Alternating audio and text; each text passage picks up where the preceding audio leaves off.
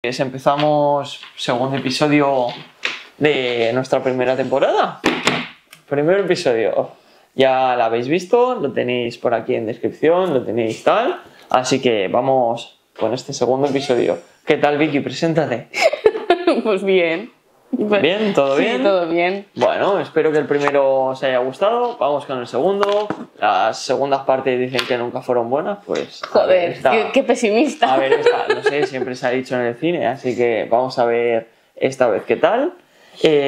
Continuamos con la misma temática, salud, lo que pone también en el título, lo que tenéis. Así que continuamos un poquito, ya tenéis el primer episodio. Y el segundo, esta primera pregunta ya la tenemos un poco desarrollada en ese primer episodio, pero vamos con esto. ¿Qué tipo de especializaciones existen dentro de la fisioterapia y dentro de la enfermería? Empieza. Enfermería, ¿qué nos encontramos? ¿Qué nos encontramos dentro? Es que es más complicado que eso, porque hay unas especializaciones que realmente no son especializaciones. ¿Vale? O sea, tú entras a trabajar y te dicen, bueno, pues te dedicas a esto. Y luego hay unas especializaciones que tienen el EIR, el examen de, como el MIR, pero en enfermería más o menos. Es bastante parecido, aunque la gente diga que no y que no tiene nada que ver, pero sí es bastante parecido. Es un examen, haces unas oposiciones, tal, y entonces te dan una plaza para estudiar, pues, matrona, de urgencias. Pero entiendo que eso también lo coges tú, porque no te vas a dedicar a algo que no te guste. Sí, no. Tú te presentas al examen, estudias el examen durante un año y medio, te presentas al examen y es como la selectividad, eliges unas plazas. Vale. Entonces, depende de la nota que saques, entras o no en la plaza. Vale. Entonces, igual estás cogiendo matrona en Sevilla, matrona en Barcelona y matrona en Madrid. Igual no entras en ninguna porque se ha llenado antes, porque las tres personas anteriores tienen más nota que tú. Vale, pasa un poco también como las oposiciones de los profesores. Sí, que es tú lo mismo, coges es lo mismo. por aquí y tal. Vale, las oposiciones en centro de fisioterapia pasa lo mismo. Centro de salud público, tú haces las oposiciones y tú puedes seleccionar un poco, pero al final tienes bolsa de trabajo que tienes que hacer un punto. Pero tú tienes que estudiar una mérito. especialización. Claro. O sea, tú me tienes refiero... A ver, tú te puedes especializar en lo que tú quieras, sea en trauma, en cardio-respi, en lo que quieras, deportiva y tal, y al final tú vas a echar las ramas donde tú quieras. O sea, no es lo mismo intentar entrar en Vallebrón, que hay X cosas que se ven ahí, en Belviche, aquí en Barcelona, o irte directamente a un centro Cuenca. privado o un Barça, o un Español de fútbol, de rugby, Pero de todo hockey. esto sería como un máster. Sí, en tu universidad. O sea, realmente en tu carrera no tienes examen como tal de oposiciones. No. Vale. Tú acabas la carrera y tú cumples esos 4 años y tú eres un fisio más que luego tienes que especializarte. Tienes que hacer un máster en lo que es suelo pélvico. Ahora es bastante, pero tienes que hacer un máster en suelo pélvico. Suele ser 1 año o 2, cursos de punción seca, curso de ecografía, curso de tal, porque es como lo mínimo que te están pidiendo en X sitios. Vale, y luego en enfermería no es así. Vale, pues tienes que hacer cosas así. ¿Vale? Igualmente, muchos de los fisios que nos estén escuchando, viendo, que dejen en los comentarios cómo ha sido su experiencia. Y también si de alguna otra parte que no sea Barcelona. Exacto. Porque igual en Madrid hay alguna cosa diferente. Y si quieren que traigamos a alguien ya que esté por aquí, también nos sirve. Alguien que esté en el a tema, la cajita. Que nos ponga en comentarios y contactamos con ellos. Ya tenemos algunas entrevistas programadas con pero eso ya se verá varias más personas, adelante. así que ya lo tendréis que ver. Vale, pues pasamos a la siguiente pregunta. Dentro de nuestra especialización, fisio y enfermería, el tema funciona así, ¿vale? ¿Cuáles son los desafíos más comunes que enfrentan los fisioterapeutas y las enfermerías en su día a día? Vale, empiezo yo. Como has empezado tú, empiezo yo. Dentro de los desafíos, volvemos a lo mismo, a la rama que más te especialices. Al final, pues vamos a tratar centro público en un CAP. Lo que más se suele ver es cosas no tan importantes, porque muchas veces te llega un CAP que viene con 2, 3, 4, incluso meses de espera, ¿vale? Con un dolor que le han dado. Entonces, suele ser cosas más de traumatología, rehabilitación, cosas así, ¿vale? Mutua, pues 3/4 de lo mismo, sobre todo accidentes de tráfico, dolores varios, dolores de trabajo, ¿vale? Accidentes de trabajo. Mutua, sí, salud pública, suele ser que vienen no muy urgente. Luego en hospitales pues sí se suele ver urgente, obviamente, al final estás trabajando en hospital, puede ser un fisio en una UCI, cardiorrespi o movilizaciones dentro de la UCI, que eso ya es muy urgente, o una operación quirúrgica, incluso un fisio la han operado hoy a las 9 de la mañana y a la 1 o las 5 de la tarde ya estamos con el fisio trabajando, entonces suele ser cosas muy comunes. Y luego en clínica privada, pues lo que te especialices como clínica privada dentro del ámbito de fisio. A mí me gusta por la fisiodeportiva y biomecánica, entonces por lo que más vas a ver, pues biomecánica deportiva, obviamente. Venga, dale. Desafíos más comunes en enfermería. No sé qué decirte. 1000 cosas. Es que empezando desde urgencias, pues quizás en urgencias atender a todo el mundo. O sea, porque claro, tú como enfermera realmente no diagnosticas. Por tanto, tú solo tratas, curas, bueno, solo, entre comillas. Tratas al paciente, lo curas, le pones la medicación y todo eso. Pero tienes a 8 pacientes. Quizás tú como enfermera, si sois 2 o 3 en todas urgencias, como mucho, no te da la vida. O sea, el desafío es atender a todo el mundo y que ninguno se quede desatendido. Eso pasa mucho en la salud pública. Que no le den ninguna sobredosis a ninguno, que no vengan tocados de alguna otra sustancia y hagan efectos. Eso pasa mucho en la salud pública. O sea, no solo tienes 1 o 2 pacientes que quizás podrías atender bien, sino que tienes a 10, 15, 20 pacientes y no das abasto. Exacto, que tienes que atender, acordarte y no das abasto. Eso pasa mucho en la pública. En la privada eres tú el que escoge a cuántos pacientes atender, cuántos y el estrés que quieras llevar. Y aún así depende de dónde estés. Porque si estás en una mutua, por ejemplo, en cualquier mutua así de trabajo o mutua de colegio y tal, tampoco te planificas tú, porque a ti te van metiendo en la agenda, pam, pam, pam. Si tú no controlas tu agenda, de golpe abres y dices, hostia, si tengo a 10 niños en 3 horas. Y dices, no doy abasto, es que ni 10 minutos por paciente. Bueno, siguiente pregunta. Venga, que esta me gusta. Vamos a entrar en un berenjenal. Vamos a entrar en un berenjenal. ¿Quieres abrir un melón? Vamos a abrir un melón. Venga. Además tenemos una noticia que esto de cara al siguiente podcast lo hemos estado decidiendo y posiblemente noticias de actualidad, noticias del día que nos pueden salir directamente en TikTok. Tenemos 2 guardadas, vamos a seguir con alguna más y las comentaremos directamente a ver qué desde el punto de vista enfermería, medicina, enfermería, fisio, nutrición nos puede ser, pero tenemos 2 de las pastillas que es lo que vamos a tocar. Venga, las pastillas son efectivas. Hay tratamientos como el deporte que pueden prevenir alguna lesión o prevenir alguna enfermedad. Tú desde tu ámbito tienes más que trabajar porque tú tocas más el tema de medicación. A ver, toco más el tema de medicación porque la cargamos y la ponemos, pero tú también tienes bastante en la cabeza de medicación. Porque si te viene un paciente con según qué medicación, igual le dices, hostia, esta medicación no, porque no funciona. ¿Sabes? O sea, desde el punto de fisio, en la carrera tienes la asignatura de farmacología, que no es aprenderte la misma farmacología que tú como enfermería, que una farmacéutica o un médico, no, claro. ¿vale? Pero va escalonado. Sí que tienes que saber cómo esos fármacos actúan en el cuerpo humano de una persona y qué tratamientos puedes y no puedes actuar cuando una persona pues tiene pautado por el médico o el enfermero o quien sea ese fármaco, ese medicamento. Entonces, al final, pues nosotros como fisios tenemos que actuar.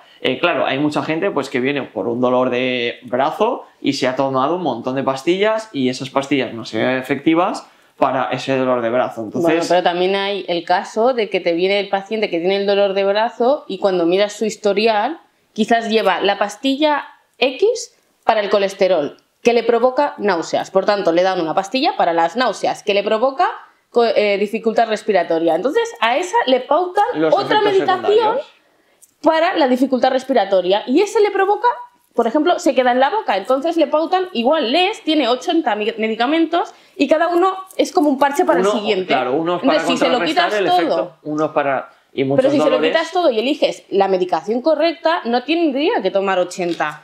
Muchos de los dolores o enfermedades vienen provocados por muchas de las pastillas que hay mucha gente o medicamentos que se toman. O que se automedican, porque claro, quizás, hostia, me duele el brazo, ¿qué me tomo? ¿Ibuprofeno o paracetamol?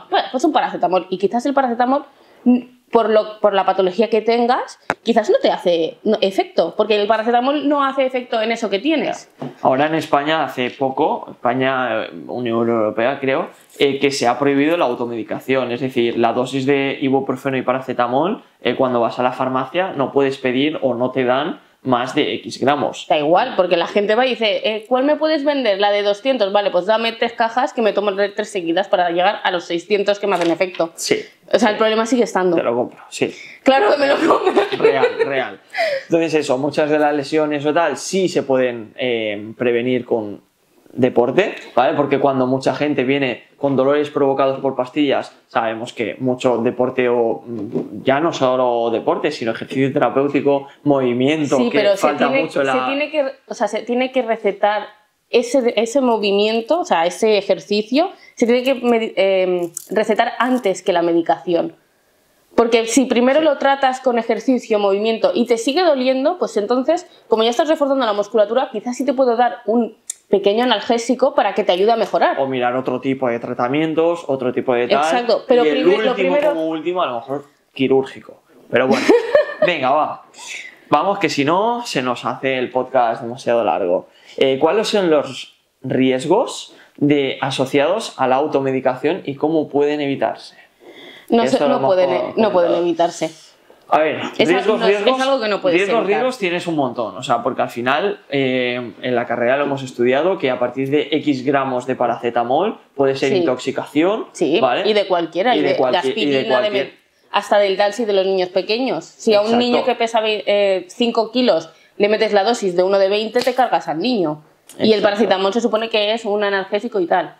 Pero es que, por ejemplo, tú tienes un abuelo y el abuelo va a la farmacia a comprarse medicamentos. ¡Ay, que me duele la cabeza! Bueno, le robo una ibuprofeno a mi abuelo, porque como tiene 8 cajas, te sigues automedicando porque lo tienes ahí. En Estados Unidos recetan en un cubo las pastillas, la cantidad que te vas a tomar. Entonces, no te puedes tomar de más, bueno, puedes tomar de más, pero te quedas sin medicación. Entonces, se te recetan, por ejemplo, 3 días, 2 pastillas al día. Eso serían unas 6 pastillas. Pues solo se te dan las 6 pastillas de esa concentración de ese medicamento. Y no te puedes automedicar. Puede ser una solución para la automedicación. Que no va a servir aquí porque no sale rentable. Exacto. Bueno, ya entramos en berenjenales. Que no sale rentable, cosas que pasan donde vivimos. Venga, siguiente. ¿Cuál es la importancia de establecer objetivos y seguir un plan de entrenamiento para hacer ejercicio? Esta la hablo yo, venga. La importancia de establecer objetivos al final es un poco hacia dónde vas y en qué camino voy. Como por ejemplo aquí en este podcast, qué objetivos nos marcamos, pues divulgar un poco nuestro punto de vista y tal. Como plan de entrenamiento pues tiene lo mismo. Si tú empiezas a hacer ejercicio por hacer ejercicio y llegar a un momento en el que pierdes la concentración, pierdes la motivación, no vas motivado, no sabes desde dónde has empezado, no sabes hacia dónde vas y lo dejas. ¿Vale? Entonces, teniendo un objetivo, pues mira, quiero perder 8 kilos en 8 semanas o en 12 semanas, teniendo un objetivo con temporalidad y todo, y luego ya marcar objetivos a medio, corto y largo plazo para mantener una programación algo light, ¿vale? Sobre todo empezar por algo light, objetivos realistas, ¿vale? Porque mucha gente no empieza por objetivos realistas. Pero no eso tienes que ayudar tú. Como lo que acabo de decir de objetivo realista, de no puedes perder 8 kilos en 8 semanas, que habrá gente que lo habrá hecho, pero luego viene... pero ese tiene que ser, entre comillas, tu trabajo. Porque a ti te viene una persona, mira, yo quiero perder peso, quiero perder 80 kilos para el verano. Y le dirás, estamos en abril, ¿qué me estás contando? Lo que podemos hacer es, y le haces una explicación y tienes que hacer ver que esa persona lo vea. Porque si tú se lo explicas, pero esa persona no lo ve, no te va a hacer caso. Bueno, al final la importancia es eso, de mantener objetivos, de tener un plan de entrenamiento a seguir y no plan de entrenamiento ya como tal, sino plan de ejercicio terapéutico a muchas de las personas que te vienen a consulta y ves que esa persona tiene una retención de líquidos en los tobillos impresionante, que tiene 1000 patologías derivadas a que no se mueve, no cumple ni el mínimo de pasos al día que hay que tener, no bebe la cantidad de agua que tiene que tomar, no come saludablemente y mucho más que objetivos como parte de especialización de fisioterapia, medicina y tal, en general, pues debería de ser de cumplir primero una pauta de hábitos saludables para después empezar a pautar medicina. Pero es que claro, eso es un círculo vicioso negativo, porque tú no te mueves, no te mueves porque te cuesta. Como te cuesta, no te mueves. A la que no te mueves, coges peso. Si coges peso, ya no haces esa compra que tenías que hacer, ya no te mueves, no bajas las escaleras, no subes, no haces nada. Como no haces nada, te duele. Como te duele, no te mueves. Como no te mueves, te duele. Como no te duele, no te mueves. Es un pez que se muerde la cola. Entonces, tienes que obligar a esa persona a moverse a pesar de que le duela, porque con ese movimiento es como perderá ese dolor. Pero claro, esa persona lo ve como que, hostia, me muevo y me duele, me muevo y me duele. Pues no me muevo. No lo ven de la otra manera. Ya. Enlazo siguiente pregunta con la anterior. ¿Cómo debemos envejecer? ¿O cómo crees que estas generaciones o nuevas generaciones debemos envejecer? ¿O estamos envejeciendo bien, mal, a comparación de nuestros padres o abuelos? A ver, hay dos líneas. Está la línea de que antiguamente no teníamos todos los avances científicos que tenemos hoy, como viene siendo medicación, tratamiento, ayudas, conocimiento y de todo, pero también es verdad que aunque compense que la medicina está mucho más puntera que en aquel momento, antes se movían muchísimo más que ahora. Sí. Entonces realmente es como que estamos en una línea igual, porque lo que no había de medicina antes es lo que no hay de movimiento ahora. Porque como están los ascensores, escaleras mecánicas y todo esto, prefieres subir. Ay, es que estoy cansada. Bueno, pues subo por el ascensor, que total, solo subo a mi casa, que es el tercero. Ya, pero es que el subir y el bajar esas escaleras ya hacen. Aunque sea un poquito, ya te aportan. Sí. Entonces es muy... Yo creo que seguimos igual o incluso peor, porque antiguamente, como se movían más, porque a lo mejor trabajaban más en el campo, tenían trabajos más físicos. Pero es que no había nada eléctrico, lo hacían todo ellos. Entonces aunque fuese un más, poco, aunque no tuvieran tantos avances científicos o pastillas o tal, se movían más, comían mejor, de mejor calidad sobre todo. Exacto. Entonces, no había comida basura. Ahora no tenemos había... un montón de comida ultraprocesada con miles de cosas que le añaden de tal. Entonces yo creo que entre que nos movemos menos y quizás comemos peor, si no estamos a la par de envejecer igual, estamos un poquito peor. Sí. ¿Vale? No hay enfermedades tan graves como anteriormente, bueno, pero el sedentarismo sí que es un problema. No es una enfermedad como tal, pero sí que es un problema. Es una pandemia que vamos a tener e incluso tal. Vale. ¿Crees que existen estrategias efectivas para mantener la salud, movilidad y todo? ¿Y esto se puede prevenir? Yo creo que sí. O sea, al final, como quien va al médico, quien va al CAP a pedir, oye, que me duele tal, creo que una de las recetas puede ser esta. O sea, si al final se detecta desde un círculo o se usa la integración que hablamos en el episodio pasado, integración de un médico, un fisio, un nutricionista, incluso entrenador personal o tal, dentro de un mismo ámbito para llevar a X número de personas, no 15 o 20, pero un número de personas que sea capaz de controlar, yo creo que se puede llevar. Porque si tú vas al médico y el médico te dice, no, pues mira, reposo te has torcido el tobillo, pues no, mira, reposo y no sé qué, y en una semanita ya lo tienes. Y a lo mejor esa persona, toda la masa muscular y a lo mejor esa persona para ese dolor de tobillo puntualmente no necesita reposo, necesitará reposo hasta que le baje la inflamación y empezar. No, claro, pero el reposo es relativo también, porque a ti te pueden decir, tienes que hacer reposo en esa zona, pero eso no significa que no camines, que no te muevas, que no bajes escaleras con cuidado, pero que te muevas. O sea, no te está diciendo quédate en cama sin hacer nada, no muevas ni un solo dedo, no vaya a ser que te reviente el tobillo, ¿sabes? Pero eso se lo toma mucha gente así, porque... Bueno, es que es decir, haz un poco de reposo, ay, es que el médico me ha dicho que no me mueva. No, el médico no te ha dicho que no te muevas. Porque ya de normal, las generaciones ya de normal no se mueven. Entonces, a la que dicen reposo, pues si ya no se mueven todavía menos. Entonces, claro, a mí, que yo en mi reloj cumplo al día 38.000, 40.000 pasos... ¿Sabes? En mi día a día o un día normal, el día que menos 25 o 20.000 pasos, ¿sabes? Ahora la gente me dirá, oh, estás exagerando, tengo el reloj aquí. Lo verifico, yo lo verifico. ¿Vale? Mi trabajo en un gimnasio, trabajo dando clases dirigidas, moviéndome por el gimnasio. Para mí es normal. Si a mí el médico me dice que tengo que hacer reposo, pues a lo mejor en vez de estar en mi día a día haciendo 40.000 pasos, me pasaré a 10.000 o a 5.000, como mucho. ¿sabes? Y, Pero es que y no se puede estar no me quieto. gusta estar sentado, entonces a lo mejor estoy un rato y luego me muevo. Entonces el reposo es relativo para según qué personas. Yo creo que esto sí se puede cambiar, pero dependiendo de los médicos o el CAP o los enfermeros, Pero hay- quien receten eso, en vez de recetar tantas pastillas o tanto tratamiento. Y que te deberían hagan empezar, caso, y porque que te yo hagan puedo caso. tener a un paciente en el hospital, decirle, vale, cuando vayas a casa tienes que subir escaleras, bajar, no sé qué, y te dice, sí, sí, sí. Y a la siguiente visita que venga le dices, ¿lo has hecho? No, ¿para qué? Entonces, yo puedo recetárselo como enfermera al paciente y al familiar, pero que esa persona no se quiera mover porque no quiere moverse y no se mueva. Y me venga peor que como se había ido. Eso ya pasa incluso con la medicación, ¿eh? En personas mayores que le dices, tienes que tomarte, te has tomado la medicación. No. ¿Qué medicación? ¿Qué Ah, medicación? que tenía que tomar una medicación. Hostia. Incluso con el ejercicio terapéutico o ejercicios que vienen a consulta de fisio, le dices que tienes que hacer 3 ejercicios, se los grabas delante de él, con él, que los está realizando, les grabas con su propio móvil, vienen a la semana siguiente, le preguntas por los ejercicios, ¿Qué ejercicios? si ha mejorado y no los hacen. Entonces, esto también tiene mucho que ver con la gente, con cómo los estructuras y cómo se lo metes en la cabeza. Y con los familiares Y que con los tampoco familiares que aportan. deberían de aportar muchísimo más. Vale, siguiente. Sí. Tenemos que entrenar nuestros músculos, huesos y sistema cardiovascular para seguir mejorando. No es una pregunta, ¿no? No es una pregunta.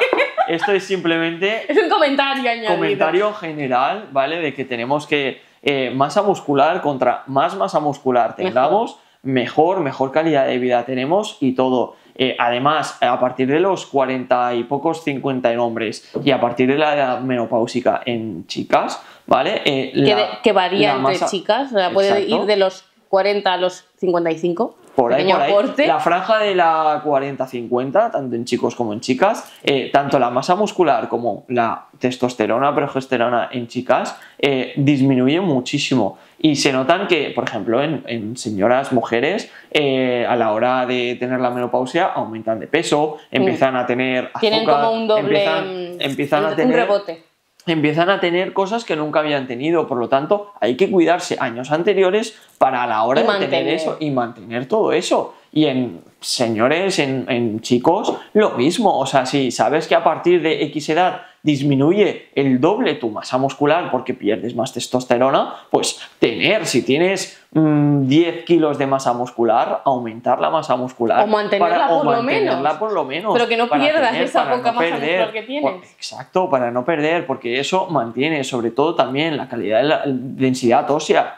Cuántas mujeres a la hora de tener la menopausia empiezan a tener problemas de huesos, de articulaciones y se les manda la típica densiometría, porque Pero yo lo he también escuchado un montón. también eso es porque no se mueven. Perdona, que te Contra diga. más movimiento, más calidad de tus huesos, más estrés bueno le metas al hueso, más regeneración tienes de ese hueso y de esa Bueno, un pequeño articulación. impacto. Entonces, un pequeño impacto, movimiento bueno para trabajar. Y el sistema cardiovascular, o sea, si al final tus pulmones y tu corazón no están entrenados como tal para bombear sangre, el típico VO2 max, las pulsaciones en reposo que las hemos tenido, pulsaciones máximas.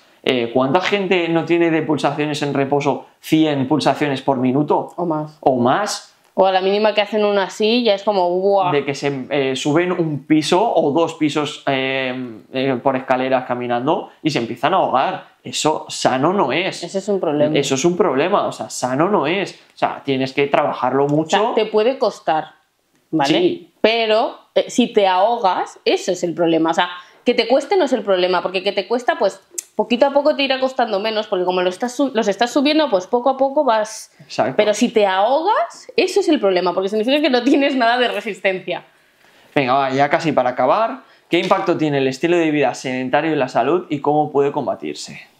Muy difícil ahora mismo. En la época en la que estamos, con las Nintendos, los ordenadores, las teles, los móviles, ¿cómo le dices a un niño? No, que tienes que salir y dejar el móvil en casa. Te lo tiran a la Bueno, cabeza. había un meme hace poco en el TikTok y sí, creo que sigue abriéndolo TikTok o una imagen de que se iba compartiendo de que anteriormente nosotros jugábamos en el parque y nuestra madre nos echaba bronca porque nunca entrábamos dentro de casa Y ahora es al revés. Sí, Nos me tienen que salió. echar de casa, nos tienen que echar de casa porque Y quitarles estamos- el móvil. Exacto, estamos todo el día con el móvil, con la Play, con el no sé qué. Entonces, creo que tiene que haber un 50-50 de volver otra vez. Más que un 50-50 tiene que haber un hábito, ¿sabes? En plan, por ejemplo, no te voy a prohibir que juegues a la Play porque entiendo que es algo que te gusta y te lo pasas bien y te diviertes y te evades de lo que sea que te pase a ti en ese momento, pero también tienes que moverte, que te dé el sol, importantísimo, por favor, Muy que te importante dé la el vitamina D del sol. Importantísimo, 20 minutos mínimo al día. En la aplicación de salud del iPhone muchas veces ya te lo recomienda. Sí. Que ya te lo recomienda. ¿Has salido al sol? Ya te lo recomienda, exacto. Entonces es bueno tomar el sol, es bueno salir aire libre, no quizás la contaminación. Que la vista mire a objetos lejanos y se relaje. No quizás la contaminación que hay en Barcelona, Madrid o grandes ciudades, pero bueno, intentar salir a caminar un poco, salir y fuera del sedentarismo. O sea, hoy en día quien no lleva un reloj. Es que intentar cumplir cada vez más pasos. Es que es lo mínimo que se debería de cumplir. Con que hagas un poquito ya es un grano de arena que se suma. Y poco a poco pues vas haciendo más. Pero por favor hay que salir. Y finalizamos con la última pregunta. ¿Qué consejos daríamos a alguien que está empezando a estudiar fisioterapia, enfermería? ¿Qué consejos daríamos a este tipo de personas de cara a la salud, al ámbito que tiene cerca? Que se lo piense bien. Vale. Que sea vocacional. Porque como te metas ahí, en cualquiera de las dos, y no te guste, no tienes nada que hacer. O sea, no vas a decir qué mierda es esta. Sí. Porque básicamente en enfermería vas a tener que aguantar al paciente y a los familiares. Es un tema importante. Y en fisioterapia también. Sí. En sí la carrera es preciosa y todo lo que tú quieras, pero como no te guste no vas a hacer nada. Lo hablábamos el otro día, al final tienes una asignatura de psicología y tal, no por quizás ya todo el paciente, sino por todo lo que le rodea. Si al final tú le mandas X tratamiento y X ejercicios y dentro del ámbito saludable de casa pues no está como bien visto tal, esa persona no lo va a hacer. Exacto. O si tienes... o sea, es muy difícil que esa persona se rebele para hacer algo que supuestamente está mejor que lo que para él siempre se le ha puesto como perfecto en su casa, ¿sabes? Exacto. Si al final te viene el típico abuelito o la abuelita que viene a rehabilitación o a enfermería y tienes que hacer X cosas, si sus hijos no le ayudan o no aportan, pues no se va a poder hacer. Viene a verte, más bien. Exacto, al final viene a verte para hacer los ejercicios que en casa no puede hacer porque o nadie le puede ayudar o nadie quiere ayudar. Claro, porque no se habla de esa parte, porque hay mucha gente que no los hace porque no quiere, pero hay gente que no los hace porque no le ayudan, porque no puede hacerlo solo. Al final son estudios, son profesiones que o te gustan o no te gustan y si te dedicas o lo hagas o lo odias, no hay para un poder punto ayudar y son profesiones de formación constante. Quizás la fisioterapia dependiendo de la rama un poco más o la enfermería dependiendo también de la rama un poco más de formación constante. Yo creo que están a la par porque tú tienes tu formación por un lado y yo tengo mi formación por otra. Igual a ti este año te sacan unas cremas que hacen una vasodilatación de no sé qué y a mí me sacan unas curas con un material que no he visto nunca y que digo, hostia, pues esto me interesa. O sale una nueva inteligencia artificial que te promete el no sé qué y tienes que meterte de lleno a empezar a estudiar esa inteligencia porque parece que te va a salvar el mundo y tienes que decir si es bueno o no es bueno, ponerlo en propiedad, saber, o te viene el típico comercial con una máquina y vale millones, pero tienes que saber cómo va, tienes que saber tu criterio científico, si esa máquina es buena, si la vas a amortizar, si no, y tal. Entonces al final también es formación constante, es vocacional y es saber cómo enfocarlo todo. Pero bueno. ¿Algo más que añadir por aquí? Que seáis felices, que os mováis, tomar el sol, beber agua. Importante, no hemos dicho, hay que beber agua. Beber mucha agua, aquí tenemos también. Bebe mucha agua. ¿Cuántos litros al día? ¿3 o 4? No lo sé, no lo cuento, pero muchísimo. Yo todavía estoy en ello. Todo lo que entra sale también, así que es muy importante. Pues nada, chicos, pues hasta aquí el segundo episodio del podcast, tanto grabado si lo estáis viendo en YouTube, como en Spotify o en Amazon, que también los tenemos publicados. En Spotify tienen una descripción abajo para poder votar. Siempre siempre pongo para poder votar, tanto lo que queréis que se enfoque el siguiente episodio y tal. Nosotros lo leemos todos. Otra cosa, si queréis que nos centremos en alguna pregunta que os interesa, o por ejemplo que le hemos pasado un poco por encima y os interesa, ponerlo que la aumentamos. Y en YouTube, los que no veis desde YouTube, pues tenéis la cajita de comentarios por aquí y podéis dejar comentarios. Así que nada, chicos, nos vemos.